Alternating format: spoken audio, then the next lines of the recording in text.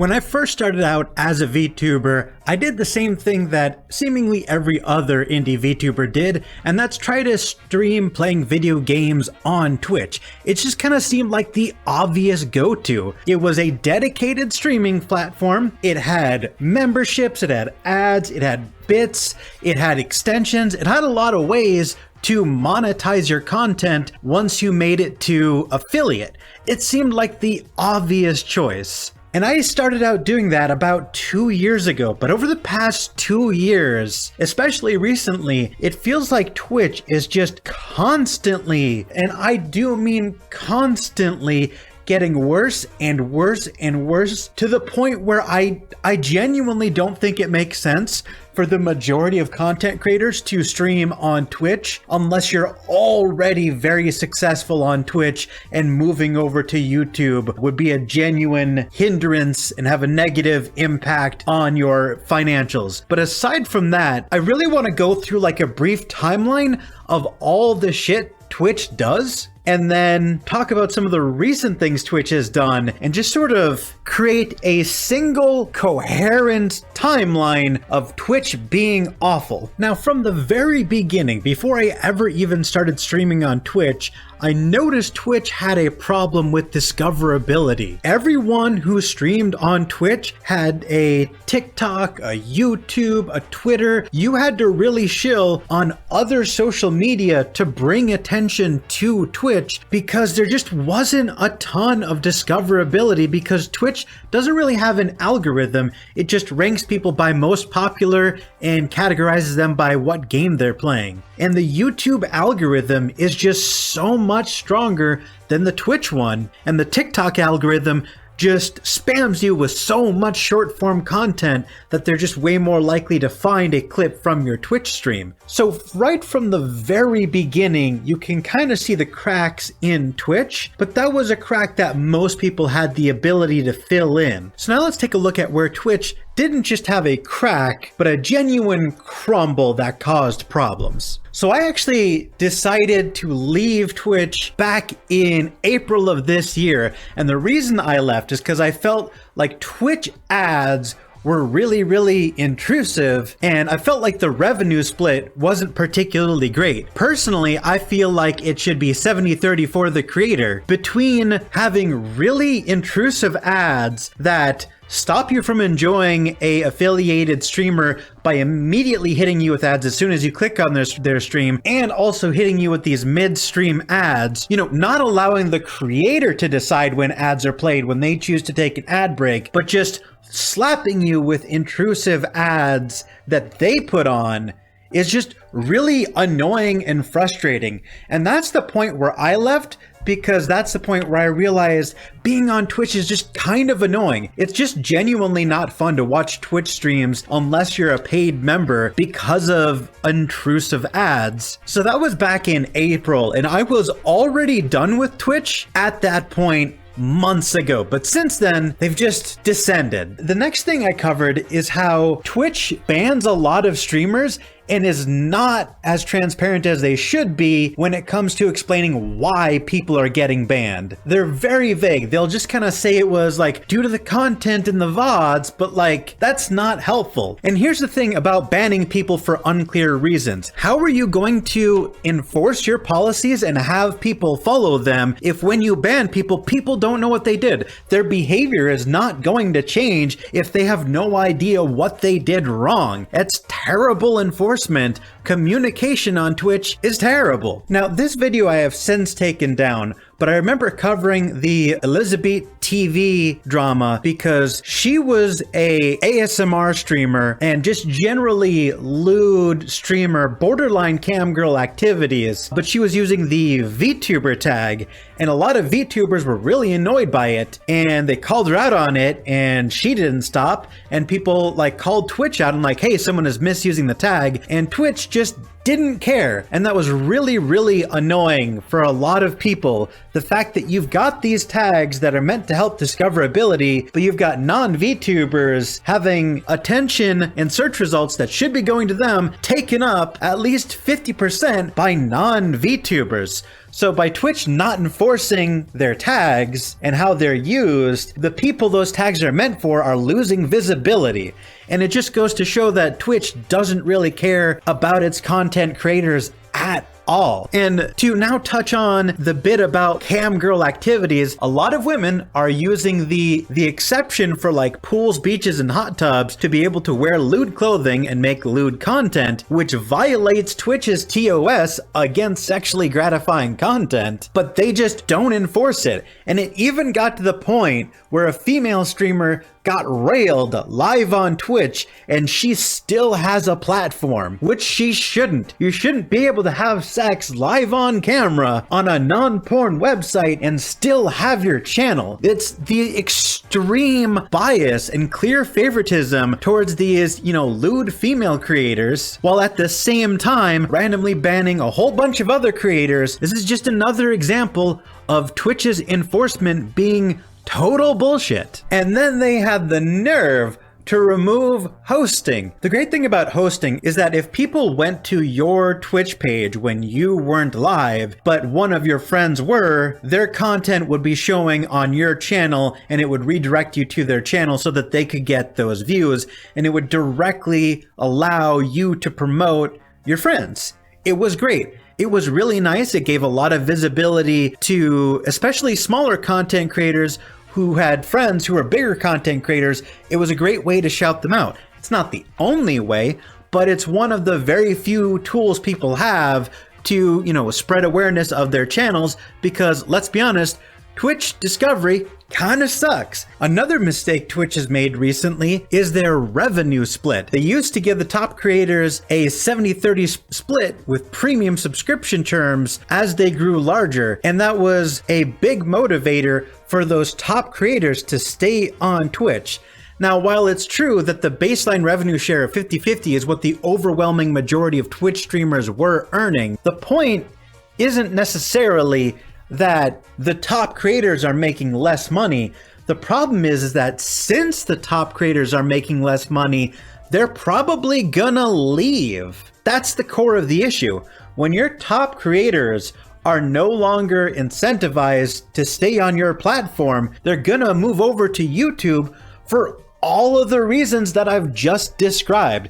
It was one of the few things keeping people on your platform, and you just got rid of it. When really, what everyone wanted was everyone wanted the 70-30 split, and instead of giving that to everyone, you took it away from your top creators because you couldn't afford it. And honestly, the fact that Twitch isn't profitable and they have to reduce the amount of money they're giving to their top creators is really, really telling. The fact that they can't afford it is a huge problem. It is genuinely a much bigger problem than the top creators not making a lot of money, because it is a very clear symptom of a much larger issue. The fact that Twitch isn't profitable and can't afford that 70-30 split for the top creators means they're probably gonna do other annoying shit in the future to save money.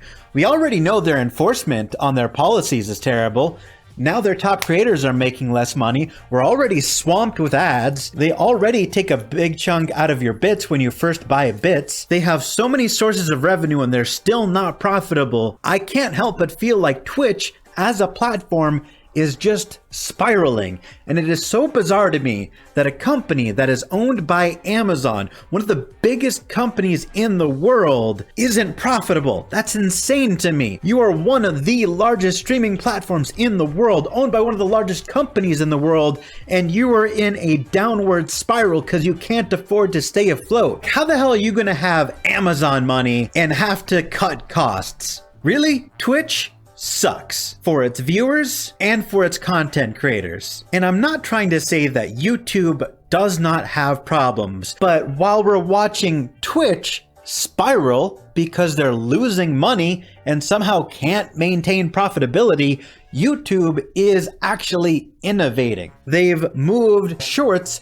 from a creator fund to now just normal monetization. It's slightly less monetization, but you are able to monetize shorts now. They're opening up monetization options before you become a YouTube partner. That's great. YouTube livestream VODs are easier to find than Twitch VODs because YouTube has a much better algorithm that is better suited towards helping viewers find content that they enjoy. Their algorithm has always been better than Twitch's. Period. End of story. And the fact that you can do live streams, normal length videos, and shorts all on one platform simply makes YouTube the most convenient platform. So what this means is that YouTube is going to keep getting better and Twitch is going to keep getting shittier unless something drastic happens to turn those tables. If you are not currently established on Twitch as a content creator, I strongly encourage you to get set up on YouTube, which, fun fact, Twitch has removed their ban about multi-streaming on both Twitch and YouTube. They used to ban that, now they don't, so there's literally no reason for you to not have a YouTube presence. I just really don't see Twitch coming out of this slump that it's dug itself. Do y'all remember when the Twitch payout leak came out and we all became suddenly aware of how much money some of these content creators were making on Twitch? And sure, a good number of them were making wicked good money, right? But here's the thing that caught my attention. Look at the numbers. They start out at like $9 million for like Critical Role, right? But that rapidly descends. 81 content creators are making $1 million annually, right? 81. In my opinion, this shows how tiny the Twitch community actually is. Less than 100 people are making serious money on Twitch. Compare that to YouTube. If you take a look, the number one was Critical Role with 9 million. On YouTube, number one, 54 million. We're in the top 10, and the 10th highest paid person on YouTube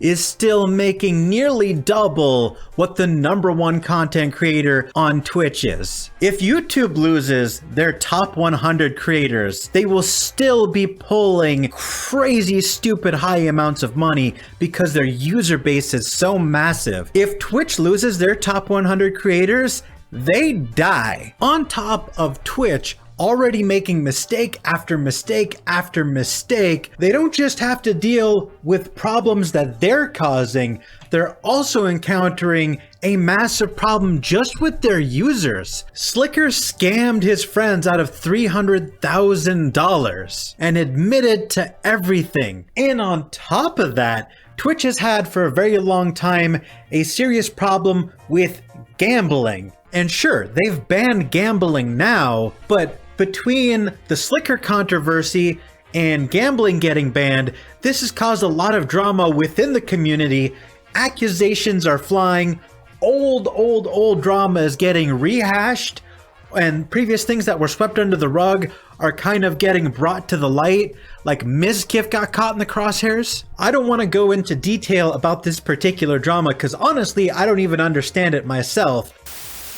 So on Monday, we talked about the Slicker scamming scandal. He would fake needing the money for things, and then he'd ask and get money from fellow creators, fans, someone that was going through chemo. And in addition to the reaction online being, man, fuck that guy, people also used it as an effort to say, hey, we should ban gambling on Twitch. Saying that while Slicker wasn't streaming his gambling, he was an example of what happens to people who get hooked on. And so we saw streamers like Pokemon and Mizkif organizing efforts to boycott streaming the week before Christmas, which is a major time for ad revenue. And on places like Twitter launching like campaigns saying, hey, if you don't want gambling on Twitch, like this. With all that leading to this huge breakthrough yesterday where Twitch announced that it was banning gambling. But this was only part of all the chaos. While all of that was playing out, we also saw the potential downfall of Mizkif, where he and Trainwreck got into an argument in Asmongold's tweet about Slicker. In a now deleted tweet, Miz said that if Slicker was banned for scamming people, then Trainwreck should also be banned for shilling a failed crypto at one point, to which Trainwreck shot back with, brace yourself. Are you going to send Maya and Mitch to railroad and blackmail me like you did those girls to cover up all those sexual assaults, you fucking scumbag piece of shit? You want to come at me and make shit up, then you better be sure you don't live in a glass house, you insecure pussy. With him then going on to clarify that Mizkif did not sexually assault anyone himself, but instead helped cover up a sexual assault a buddy allegedly committed. With that being a pretty clear reference to people in the space to allegations made by streamer Adriana Lee against Crazy Slick, another streamer, last year. Also because we're throwing out all these names that many of you don't even know, this is a different Slick, this is a different person. Many have assumed that at best, Slick's just a fucking creep. But then because when it rains, it pours, a ton of women have come out about their experiences with Slick, with people showing his DMs to them, showing that he sent unsolicited dick dick pics to them even when told to stop. But also, Slick has not been happy about the allegations, denying them and nuking his social media. But in addition to Slick, the biggest spotlight right now is on Mizkif. And sticking with the idea of when it rains, it pours, things kept piling up against Mizkif. Or you had people like streamer Ice Poseidon, who seems to have been kind of laying low for a while due to his crypto scandals. But here, seeing a chance to come back and release DMs from Mizkif that show outrageously racist language. So I don't know, that whole platform seems like it's on fire right now. But a lot of top Twitch creators are getting exposed for being shitty people. The reason this is relevant is that while Twitch is in a death spiral for things that are its fault, it is now also spiraling for things that are outside of its control. Its own creators are being exposed and dragged through the mud. So Twitch is losing money. Some of their biggest creators are being exposed for being assholes. They let gambling run amok on their platform for way too long. And when they finally put a ban on it, that actually caused more drama. People are leaving the platform because they're upset about the revenue split. I don't know how you could call this anything other than the death of Twitch. I don't think it's gonna be overnight. I don't think it's gonna happen in a year, but I think over these next few years, maybe 5 to 10 years, Twitch is just gonna fade into obscurity. And I'm not the only one who thinks that Twitch is collapsing. I mean, just a couple days ago, Ludwig came out and made a video saying the exact same shit that I'm saying. Twitch is collapsing. I just don't see this platform making it, you guys. Anyway, that's all I have to say about the matter. I hope you enjoyed the video. Bye, guys.